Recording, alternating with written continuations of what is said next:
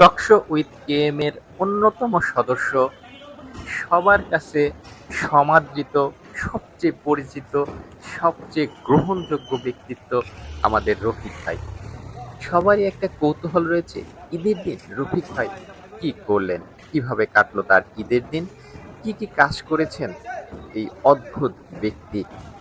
তিনি কখনো হয়েছেন সবজি বিক্রেতা, কখনো শাক, কখনো বা হয়েছেন কাঁঠাল পাতা বিক্রেতা, কখনো সমাজের অসঙ্গতিগুলো তুলে ধরেছেন, কখনো বা প্রতিবাদ করেছেন, কখনো হয়েছেন রুদ্রমূর্তি।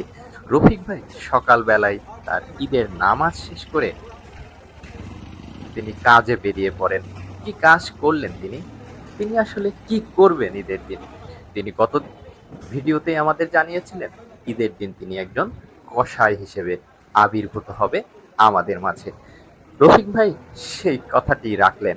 আমরা দেখলাম মহানগর প্রজেক্টের বিভিন্ন জায়গায় তিনি কসাইয়ের ভূমিকায় কাজ করছেন। কখনো বা তিনি ছুটে চলেছেন ছাগল নিয়ে, কখনো বা তিনি ছুটে চলেছেন গরু নিয়ে। কোনো কাজেই যেন রফিক ভাইয়ের জুরি মেলা ভার। রফিক ভাই কসাইয়ের কাজটা খুব ভালোভাবেই করে। শুধুমাত্র সে যে কসাইয়ের কাজ করে তেমন নয়, তিনি একেবারে নেতৃত্ব দেন। তিনি সব জায়গায় আমরা দেখতে পাচ্ছি তিনি একেবারে সবকিছু তার দলকে কিভাবে গুছাচ্ছেন, গরুকে কিভাবে আদর করে পোষ মানাচ্ছেন, কিভাবে সে কাজ করছেন, এটা আসলেই রফিক ভাইয়ের দ্বারাই সম্ভব। সকাল 7টার সময় রফিক ভাই নিকটবর্তী মসজিদে নামাজ শেষ করে। এরপরেই একান্ত সাক্ষাতে আমাদের সাথে কথা বলেন।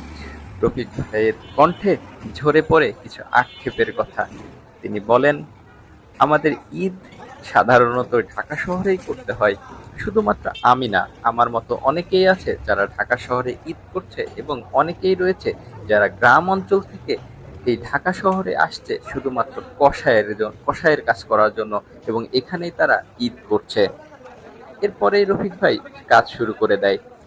রফিক ভাই কাজ শুরু করে প্রথমে ছাগল দিয়ে। রফিক ভাইয়ের ছাগল নিয়ে যে দৌড়াদৌড়ি, কখনো বা গরু নিয়ে দৌড়াদৌড়ি, আমরা সত্যি উপভোগ করেছি তার কাজ। অসাধারণ নেতৃত্বের মাধ্যমে সে কাজগুলো খুব সুন্দরভাবেই করছে। রফিক ভাইয়ের যে কাজের স্টাইল, এটা আসলেই অন্য কসাইদের চেয়ে একটু ব্যতিক্রম।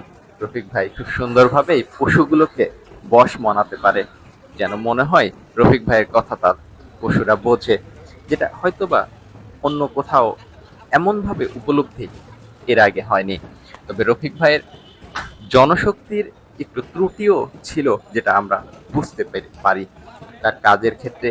মাঝে মাঝে সে পার্শ্ববর্তী মানুষদের কাছে ডাকাডাকি করছিল। এর দ্বারা বোঝা যাচ্ছিল যে তার হয়তো জনশক্তিটা একটু কম হয়ে গেছে। এর অন্যতম কারণ, যখন দূরে দূরে তার দুইটা কাজ যে সে নেতৃত্ব দেয়, তখন আসলে মানুষ, তার দলের মানুষগুলো একটু ভাগ হয়ে যায়। এর ফলে রফিক ভাইয়ের যেটা হয়েছিল যে পাশের যারা আছে তাদের সে ডাকাডাকি করেছে, এবং খুব সুন্দরভাবে সে গুছিয়ে কাজ করেছে। এবং রফিক ভাইয়ের নেতৃত্বে অনেকগুলো কাজই সফল হয়েছে। রফিক ভাইকে আমরা দেখেছি কিছু কিছু ক্ষেত্রে, হয়তোবা আমরা গতদিন শুনেছিলাম যে সে ২টা ছাগল এবং একটা গরু কোরবানি দেবে। পরবর্তী সময়ে আমরা দেখলাম যে শুধুমাত্র ২টা ছাগল এবং গরুর ভিতরে সে সীমাবদ্ধ ছিল না। পার্শ্ববর্তী কোনো ব্যক্তি যদি বিপদে পড়ে, যদি পার্শ্ববর্তী কোনো কসাই সময়ের কারণে তার ঠিক করা বা ডিল হয়ে গেছে এরকম পশু কোরবানি দিতে পারছিল না, তখন রফিক ভাই কিন্তু তাদেরকে উদ্ধার করার জন্য ঝাঁপিয়ে পড়ে। সত্যি এক অন্যরকম রফিক ভাইকে আমরা দেখলাম ঈদের দিন।